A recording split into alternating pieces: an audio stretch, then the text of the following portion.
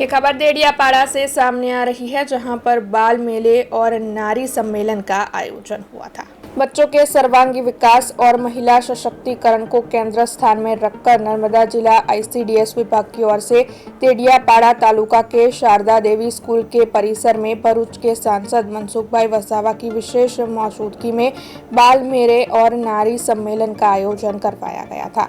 इस दौरान राजपीपला के अन्य कई अग्रणियों की मौजूदगी भी दर्ज की गई थी।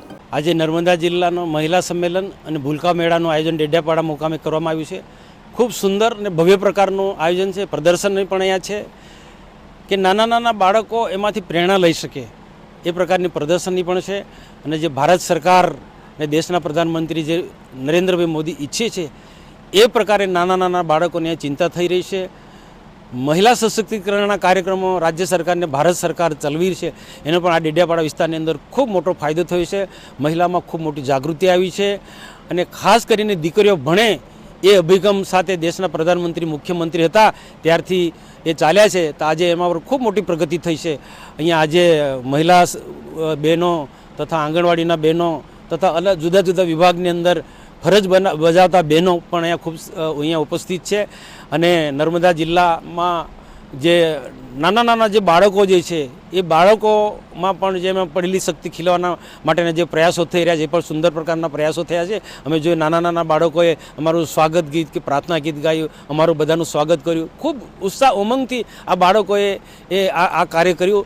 એટલે બાળકમાં પડેલી શક્તિને જે ખીલવાના જ્યાં પ્રયત્નો થાય છે તે ચોક્કસ આપણને દેખાય છે અને આજે અમે જોયું છે। તો ખરેખર આ આયોજન બદલ જિલ્લા પ્રોગ્રામ અધિકારી અને એમની ટીમ દરેકે દરેક તાલુકાના એમના અધિકારીને હું ખૂબ ખૂબ અભિનંદન આપું છું। અને મહિલાઓને ખૂબ જો આવનારા એક એક ક્ષેત્રની અંદર આગળ લઈ જવા માંગે છે તો મહિલાઓ શિક્ષિત બનશે તો આ શક્ય છે। તો મેં આજે અપીલ કરી દીકરીઓ ખૂબ સારું ભણે, દીકરા પણ ખૂબ સારું ભણે અને દેશના આવનારા ભવિષ્ય માટે આપણે સૌ બધા આગળ આવે એ વાત મેં કરી છે। મને સંપૂર્ણ વિશ્વાસ છે કે નર્મદા જિલ્લો આના માટે ખૂબ પ્રયત્નો કરશે। अब खबरों से लगातार अपडेट रहना हुआ आसान।